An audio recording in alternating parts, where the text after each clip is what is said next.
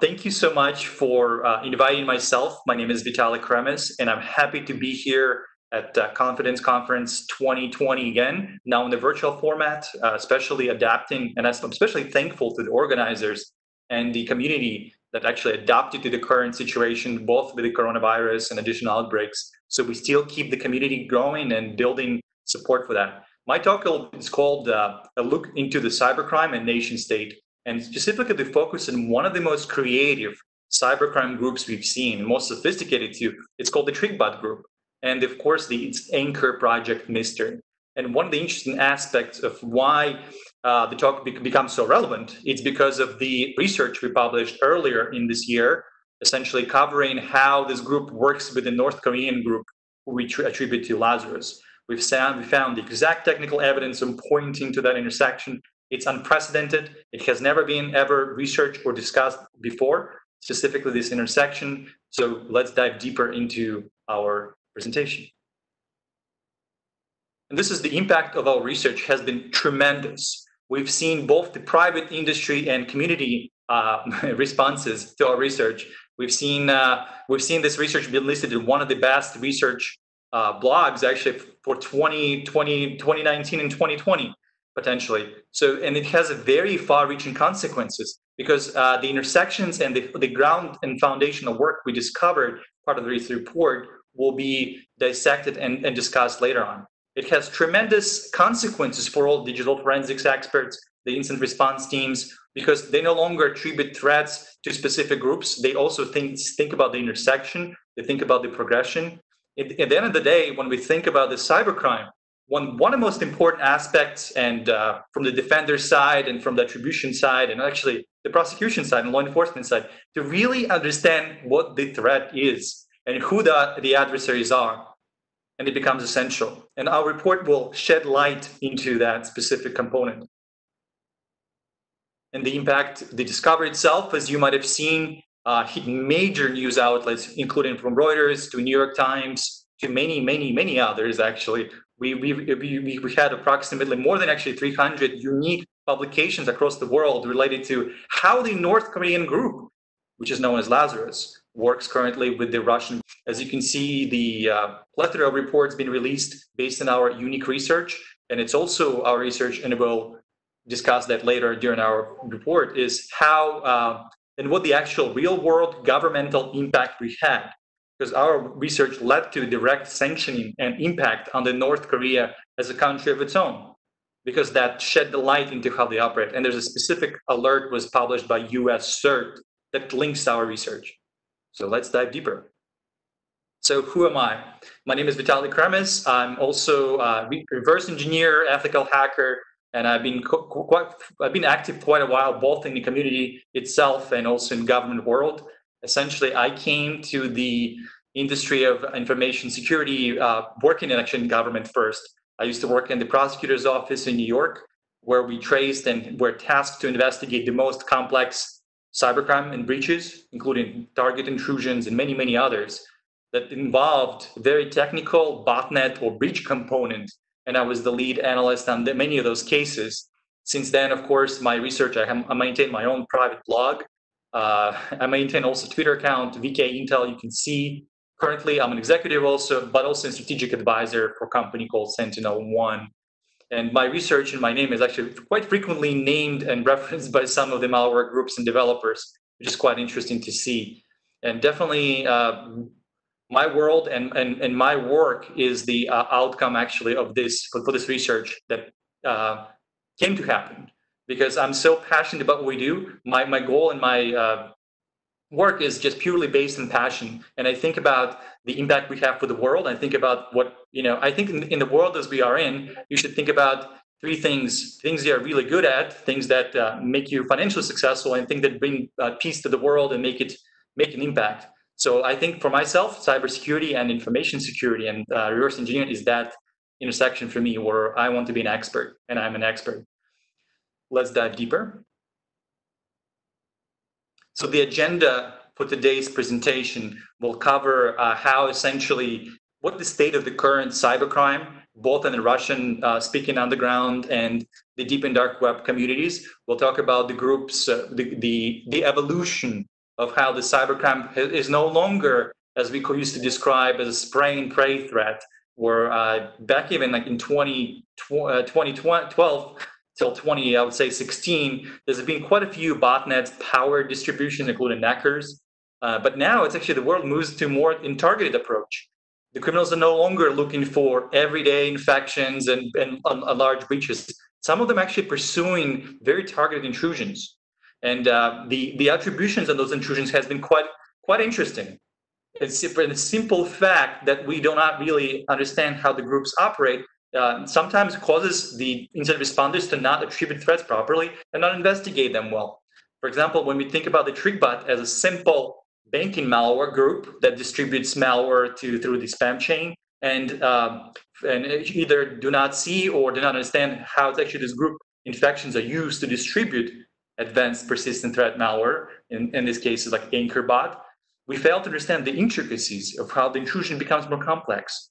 And it's no longer the threat of one group that attacks us. It's also, we describe the 2020 cybercrime paradigm and cybercrime model and frontier it's governed by huge, sophisticated and resourceful cybercrime enterprises.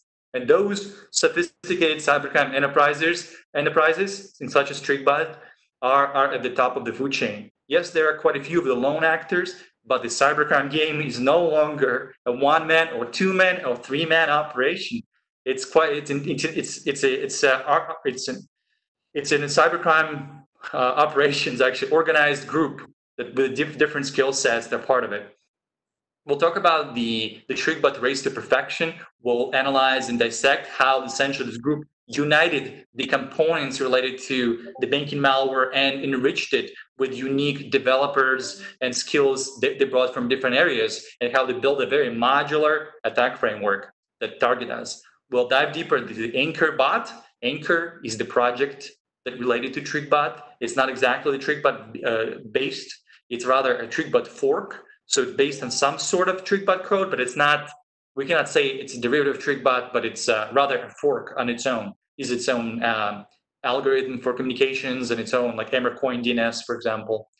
And also we'll talk about how the Crimeware meets APT. And I think the flavor of today's threats, and when we think about the Crimeware and APT are together. When you're a researcher and reverse engineer and a cybercrime defender, it's no longer a world where you can say confidently, we only care about the cybercrime threats because APT groups do not target us, or we only care about the nation-state groups but do not care about the cybercrime. The reality is more complex and more nuanced, where the APT groups, specifically the Lazarus one as an example, are using and piggybacking on the known to be cybercrime groups such as TrickBot to pursue their own goals and targets. And that's the reality. It's the intersections and unifications of two big worlds. One is called APT and one is Crimeware.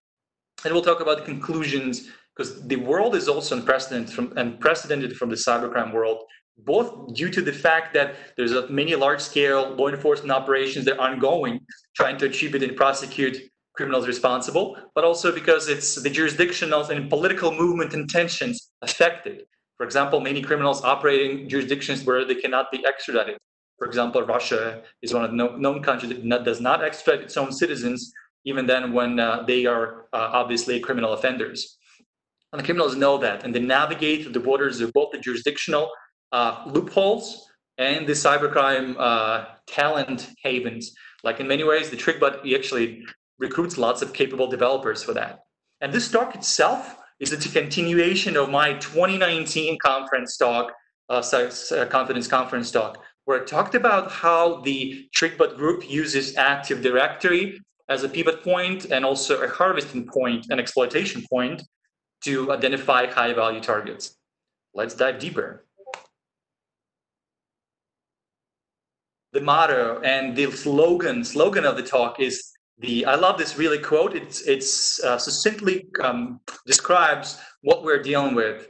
And the relationship it can be described as the fog of war. It's a state of mind where it makes it more complex to identify the attribution side as digital forensics experts, incident responders, and network analysts. we fail to attribute threats sometimes properly. And because that attribution is the highest level of adversary understanding of who we are against. And that's actually, it's at the core component. How can we protect us if we don't know who is targeting us? Of course, there are some technical means to protect us, but the long-term and future of our profession and our field is dependent on us doing the threat intelligence work and attribution properly, either through the binary analysis or through understanding of the adversary operations. So this is the core. And the surprise and deception can be quite a factor when we analyze the malware and the groups themselves, especially when you deal with TrickBot. There's quite a few reports been published, especially one by NCC Group, where they identified the TrickBot being a loader for essentially for the Lazarus Power Brace module. So whenever you do forensics and incident response work, do not dismiss the threats as simple commodity malware, because there can be some more far-reaching consequences. And that the talk is actually explains that the groups are interconnected. They're used as a loader for different APT groups.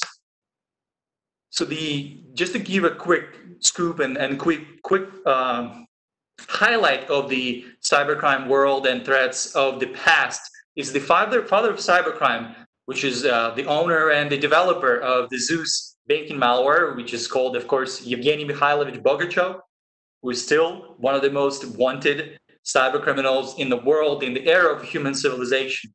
It still is a $3 million award for his capture. He's the reason why we are looking into him, why he's so important for us to comprehend the intersection between the groups of TrickBot and North Korean nation-state groups, because he was the father of the model, where he taught the new groups such as TrickBot and Dridex. Actually, another group is called Dridex, which is still super active in 2020. They're former customers of his Game Over Zeus as one of the operations he had before, which is called Game Over Zeus by the industry.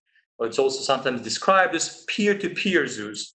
And Slavik was essentially the father of the model that gave birth to the diversification and essential additional targeting that emerged. And the groups learned how to recruit capable associates to both staff their botnets, how to recruit the fraud and money mule experts, how to build the spam traffic and botnets operations.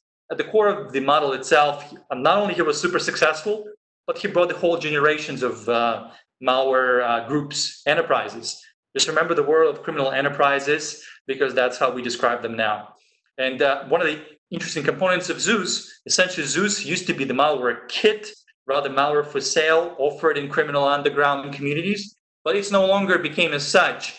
Zeus matured more into an exclusive, trusted relationship organizations. Think about the startups, or think about the companies we work at, or the private industry. The criminals treat their own botnets as private companies. If a botnet is a private company, that means that they work exclusively between each other. And in many cases, what we've seen is the cybercrime underground is no longer that open space where you can find quickly botnets and get access. It requires you to know and be vouched by existing members and work part of those trusted exclusive groups. And Slavik did exactly that. He learned the model of the malware kits is not sustainable malware in future. He learned that he can make more money leasing the malware to the most highly skilled operators that he can work with. And it also leads to, I guess, more darkness from the side of law enforcement and the private industry, because we want to attribute threats properly. But because we don't know who the criminals are and how they operate, it actually provides them more cover for their operations. Because we should, to get inside and learn about how they operate, requires it to be vetted by them directly. That's another complication layer that they introduced.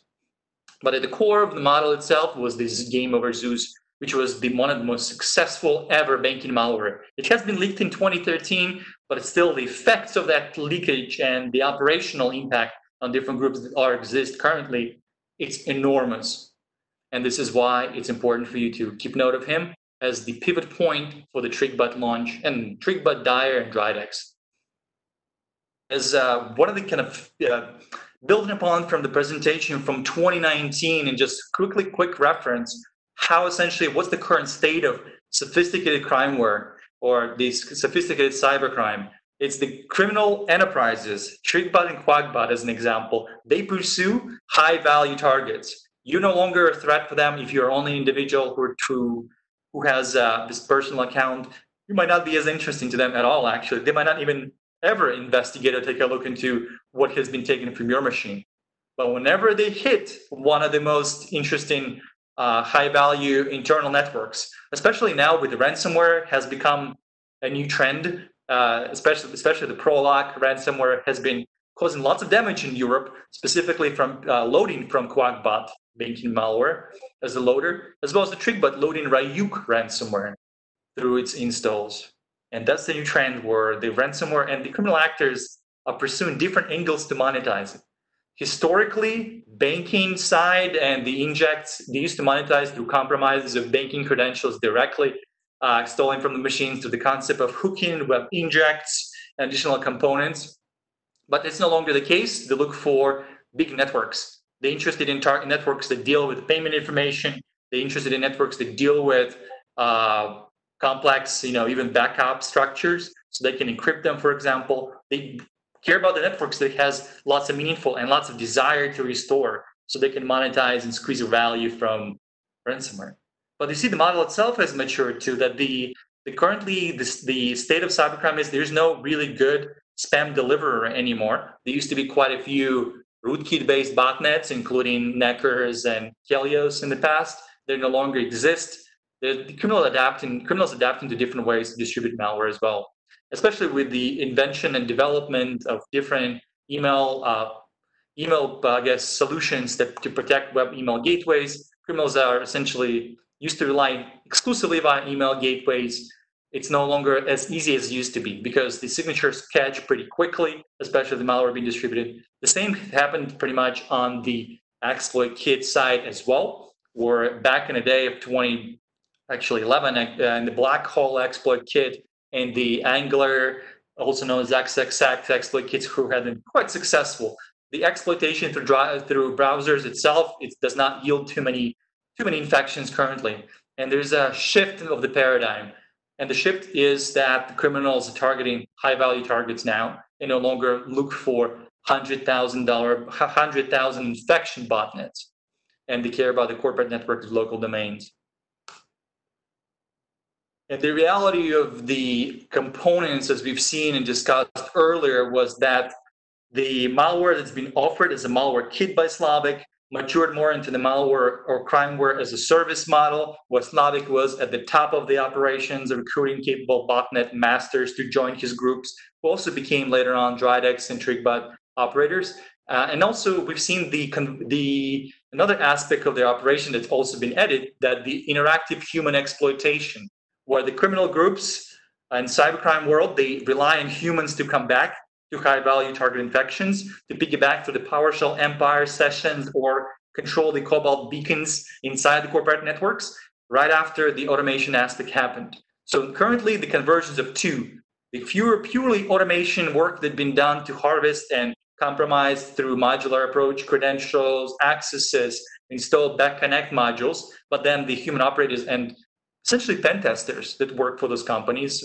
What I mean companies, criminal enterprises such as TrickBot and Dridex and many others, they became the human exploitation actors. One of the typical flows we've seen, this is an example of when the Emotet, which is essentially downloader malware, installs a TrickBot banking malware, and TrickBot operators, when they identify high-value target, they open up a back connect session to the PowerShell Empire or Cobalt Strike beacon they would install later on to essentially to harvest the credentials. And the key metric and how to identify what the valuable targets are for them is that parsing the network and Active Directory. One of the interesting aspects of the evolution of cybercrime, when you think of us as defenders playing the cat and mouse game, in the world we're in, the attackers constantly innovating. They look for ways they can target the victim networks. And essentially, the Active Directory is that specific component that allows them to fingerprint successfully big corporate networks. If the Active Directory record exists, it's probably an interesting network. The logic is simple, but it's reliable, it works, and provides more net value for criminals that identify high-value targets than any other approaches. The key blog we published in 2019, and which is also subject of the talk, is it's called essentially TrickBot and how essentially the wind of time shakes the underground and high-tech cybercrime. and APT groups meet APT. The TrickBot Enterprise is cybercrime operations. Essentially, it can be described in different, as an example, in 4 different ways. You can describe their ways and operational divisions split into 4 groups. One is for bank fraud, one is for ransomware, one is for stealers, one is for crypto mining. As you can see that different operations have different components. The bank fraud focused on money drops or drop networks, sometimes described money mule networks, wire transfers, direct one-day money transfers. So whenever they compromise a victim or a corporate environment that has access to the banking credentials, they would simply log in as you and then try to issue a transfer. And usually they target those companies and banks, essentially the companies that have banking that allows one-day transfer. In the US, Zelle is actually quite a good mechanism for quick transfers. Some other banks, I'm not going to name the names, but they do allow quick one-day transfers as well that enable their operations. And then, of course, the direct account takeover. And then the ransomware is the second wing. It's actually the most profitable wing for their operation. And the ransomware is called Ryuk. Currently, it has been assessed by the Federal Bureau of Investigation in the US that the ransomware on its own, Ryuk specifically, gathered $65 million through the extortion payments paid directly to the TrickBot enterprise.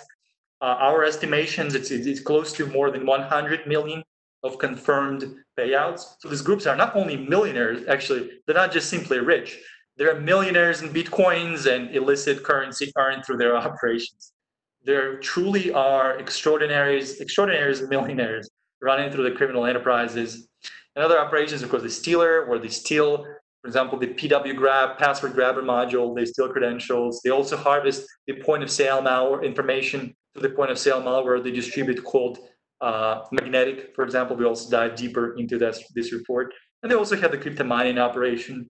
Essentially, when the bot is no longer as useful for them, like in terms of the bank fraud, the ransomware, or stealer, they would deploy a crypto miner module just to simply use the resources of that machine to mine for the operation. So they are always looking for different ways to use the zombie traffic they have, the botnets, the bots, the infection users for different purposes. And this is the modular approach. It's really the ultimate answer to the questions we've been asking. How do sophisticated groups monetize their infections? Different ways. They think of this as a company. They think about squeezing more value and benefits from every single component of this operation. And you can see exactly why. And then we've seen this Anchor bot. Anchor bot is the TrickBot fork malware that has emerged. You can see there's a TrickBot Anchor server we found. It's still connected to the Crimeware domain, which we described earlier, which is based on Ryuk ransomware, bank fraud, stealer modules, crypto mining operations. But it's also they've been using for reconnaissance and point of sale operations. And that's where we've seen the North Korean Lazarus group connection. In North Korea, and we'll dive deeper into what this group is about and how it's important. And this TrickBot Anchor server was the key component that united the world of APT and crimeware. Not only united in theory or through cybercrime investigations that we've seen, but through technical evidence we uncovered, part of our research. You can also see on the left side some of the modules that are listed, linked to the usual Crimeware domain, network hunting, PW grab, and the cybercrime and APT operations. The scraper, the point of sale memory scraper, Anchor deinstaller, PowerTangba. PowerTangba is a PowerShell script that's actually used by Lazarus Group to target banks worldwide, especially the Chilean bank. And we've seen the deployment of Lazarus PowerTangba actually through the TrickBot Anchor server. And that's what the mystery was for us. And why in the world we've seen the intersection between the group we attribute largely as Russian speaking and to the group we attribute to North Korea. But this was one small clue that took us in a whole world of investigations that ultimately in the end led us to this discovery. The very specific command we've seen is the APT angle. That why we connect them so confidently. Why do we say the groups that North Korea works with the Russian hackers? It's through this Anchor server. There was a very specific command and task that was issued to high-profile victim bot that contained this download string, which pulled the PowerTangba. You can see the string itself there. It was download and execute with cget_pass argument. Cget_pass argument is a known. There's two actually scripts that Lazarus uses. One is cget_pass, and one is also aget_pass. In this case, they use the cget_pass to download PROIDEA. And PROIDEA is a notoriously known tool to Lazarus and is only used by them exclusively based on our work and investigation to led us to high confidence assessment that at least some operations that TrickBot uses are linked to Lazarus. One of the interesting research pivot points, just want to pivot back to the aget and cget strings that link to PROIDEA, was actually my own research that I worked and published. And actually it was quite surprising. When I saw it the first time, the TrickBot Lazarus Nexus through Anchor, it reminded me of my own research I did when I identified the Chilean Red Bank intrusion artifact, when the North Korean group targeted essentially the Chilean Red Bank. And there was a very specific PowerShell command that has been executed. As you can see, they actually did a pretty interesting aspect from to understand the network from network defender side.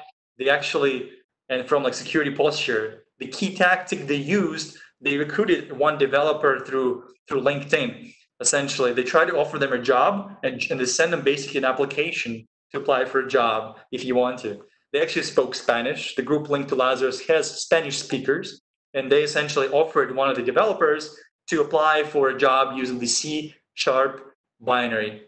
And that specific C binary that they offered, C# binary, contained this unique hidden functions. You can see it was not very well hidden, but it's still a function that led to the execution of the PROIDEA code in the network environment. As soon as the developer within Chilean Red Bank, which is one of the major bank institutions in Chile, Latin America, executed this, it was issued the PowerShell command with an execution in the user directory, and that was the Chilean Red Bank intrusions, and why the Chilean Red Bank intrusion is so linked to Lazarus through exactly the same PowerShell rectangle script that we've seen linked through the Anchor server. So just a quick view of what's going on with the North Korean nation state groups. So we've learned one thing, that TrickBot Anchor project is different from regular TrickBot group in some shape or form because it acts as a gate to a different advanced persistent threat groups targeting. But also TrickBot Anchor is also interesting because of the execution of Lazarus. It's that exact APT, Crimeware meets APT world of 2020 that we should focus on. So the North Korea group can be broken down into two big buckets. One is APT38, which is cybercrime groups, also called Blue North, and APT37, which is more government targeted. When we think about read the news about the Sony hack and the North Korean groups responsible, we think about the APT37. They essentially target for people who are protesters against the regime. They pursue their own strategic government goals. One of the key, they also target South Korea, of course, because of the proximity and different, both the ideological and political climate in both countries. But this is APT37. APT38, which is the Blue North group, which is responsible for the SWIFT heist, essentially for the SWIFT heist of the Bangladesh Bank. In the US, there was quite a huge incident, and in the world itself. It is the biggest bank attempted heist in the world of itself. It was over 1 billion of attempted transfers were issued through the Federal Reserve Bank in the US, and that was through targeting of one specific developer that they got inside and pivoting back to the network of Bangladesh Bank and tried to establish those SWIFT transfers. And you can also see that US sanctioned North Korean hackers for that SWIFT hack. Moreover, not only sanctioned, but there is also individuals who has been brought to light responsible for this, and also responsible for WannaCry ransomware as well. Pretty interesting. And what makes North Korea so interesting to us, it's that the cybercrime operation that they maintain. When you think about the nation-state groups across the country, including the US, the Equation group, of course, any groups that we are tracking, the APT 28, 29, the Russian groups, they pursue more strategic goals, or rather the nation-state goals. They do not pursue currency, but North Korea is the one that targets currency, and they have very specific Room 39 is one of their subgroups and subdivisions that targets, and with the goal of itself to bring back the currency back into North Korean economy through illicit fraud and gains. And cybercrime is that nexus and intersections of how and why they bring money to their own economy. So how did they get so good, actually, in North Korea? Just a quick explanation. North Korea is one of the interesting countries as we track. Of course, North Korea has two exits, of course, through the internet, China and Russia. They have Soviet or post-Soviet style training program where lots of technically sophisticated individuals join those programs and attend the Pyongyang Kim Il-sung University to essentially to be joining the cybercrime warfare military. Some of their military services also that they serve and also show individuals who show promise. They also report to Bureau 121, which is General Reconnaissance Bureau within North Korea. So there's a very interesting aspect. Another interesting aspect when we think about North Korean attribution, lots of those hackers who are nation state in North Korea, they live abroad. We all know for a fact many countries, they use embassies and various diplomatic structures to employ hackers. And North Korea is one of those countries that also relies on that. So the origin of attack might come from anywhere, of course, thanks to proxies and thanks to VPNs and virtual private networks and IP obfuscations. But beyond even the IP obfuscation, the group itself can operate in different countries. And those, for example, you can see Indonesia, Kenya, China, and Russia as well. But one key component we will learn through this research is that not only they're good, North Korea, they also close to Russia. And they also not only close, but they even vetted criminals, or they have vetted relationships with the criminals who are part of TrickBot. It's not simple to get this inside of TrickBot, but the abilities of the Lazarus groups to be so close to the type cybercrime world makes it really interesting. Kind of the quick outlook of what's the 2020 outlook. North Korea is still, as I mentioned, two groups. APT-37 remains focused on South Korea and US, of course.